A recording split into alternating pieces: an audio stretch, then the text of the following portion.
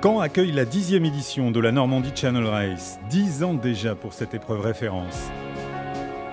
C'est le vénérable 3 mâts, le français, qui reçoit les classes 40 dans le port. Ils sont 17 pour 2019. Eh bien, la Normandie Channel Race fête sa 10e édition cette année.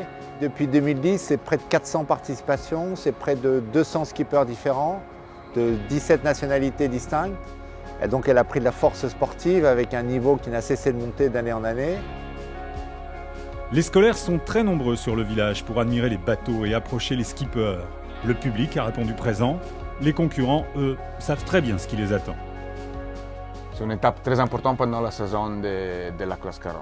Et ça représente tous les années les rendez-vous pour bien commencer la saison. C'est tout l'intérêt de la course qui offre en effet un niveau très relevé en ouverture de saison. Les skippers ont l'occasion de se jauger vis-à-vis de la concurrence et de peaufiner la mise au point de leur classe 40 avec une feuille de route très exigeante.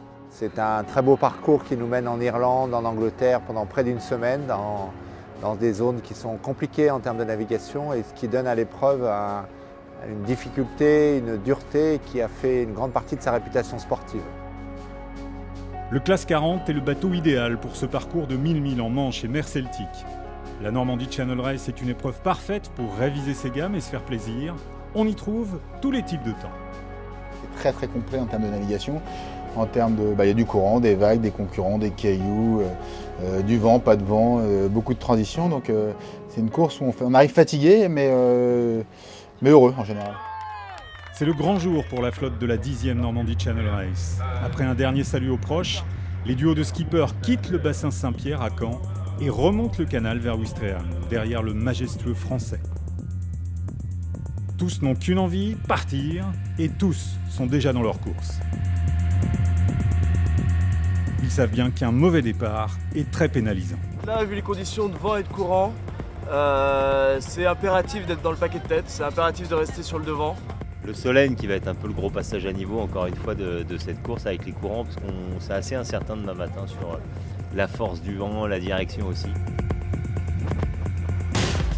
Bon départ pour la flotte des classes 40, temps couvert et 10 à 12 nœuds de vent pour ses premiers milles de navigation.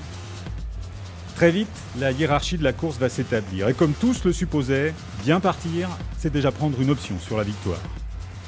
Après le départ devant Ouistreham, il faut aller dans l'ouest pour tourner la bouée des îles Saint-Marcouf. Échelonnés, les classes 40 remontent ensuite le long du Cotentin avant de se lancer dans la traversée de la Manche. Aux avant-postes, on retrouve déjà plusieurs duos de choix. William Matelin et Amaury François sur Béjaflor, ou encore Louis Duc et Aurélien Ducrot sur Rêve. Ça a été une bagarre un peu toute la nuit, l'air est vraiment tombé hier en début de nuit. Et ça a été un petit peu compliqué de passer Saint-Marcouf. Un vent incertain, jamais vraiment établi, il faut une belle science de la navigation pour réussir à tirer son épingle du jeu dans cette météo piégeuse. À ce petit jeu, Béjaflor, Quai Pressigno, Tsouaïna se positionnent en tête de la course, avec pour Émeric Chapelier quelques compagnons de voyage. Salut, on a une enfance à venir aujourd'hui, on a des copains, on a des dauphins qui nous accompagnent, il y en a plein.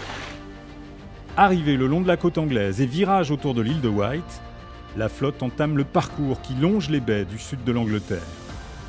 Deux bateaux se détachent, Aina et Erundil. On savait, on a tout donné dans l'insolente et on a tout donné jusque là, bien sûr, parce qu'on savait que là, une petite différence là, ça va devenir une énorme différence maintenant. Les classes 40 atteignent Land's End et rentrent en mer d'Irlande. Et là, c'est le piège, sans vent. Et on essaie vraiment d'aller chercher la moindre risée. C'est assez exceptionnel parce qu'on est sur vraiment une mer d'huile sur la mer d'Irlande, donc je pense que c'est assez rare.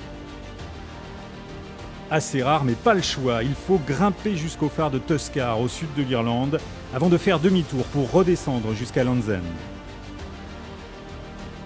Devant, c'est toujours la bagarre entre Aina et Erundil. On a enroulé Tuscar à 5 minutes l'un des autres. Nous, on a choisi de se décaler un petit peu dans l'ouest en pensant qu'on allait avoir plus de pression, ce qui s'est avéré vrai jusqu'à dans la nuit où où on est retombés tous les deux dans la bulle là, qui bouge pas depuis quelques temps. Et puis là c'est un petit peu la loterie, hein, les risées qui tombent à droite, à gauche, donc c'est un coup à eux, un coup à nous. Marquage hyper serré, il ne faut rien lâcher, car si l'un des deux s'échappe, l'autre ne le reverra plus. De la régate au contact et qui leur fait mener un train d'enfer. Sur la ligne, ce duel au sommet se traduit par moins d'1 minute d'écart et la victoire pour Aina. À l'image des 5 jours des 6 jours qu'on a passés en mer, hein, ça a toujours été hyper proche, hyper serré. Dès qu'il y en a un qui arrivait à prendre le dessus, l'autre se recollait direct. Donc c'était vraiment un jeu de chat à la souris pendant 6 jours. Donc c'était vraiment intense et puis ils ont super bien navigué. Et ils étaient durs à voir. Derrière, c'est tout aussi serré. 2 minutes seulement séparent le 3e Kepresignotz du 5e Rêve et c'est Béjaflor qui s'intercale. Cette 10e Normandie Channel Race a tenu toutes ses promesses.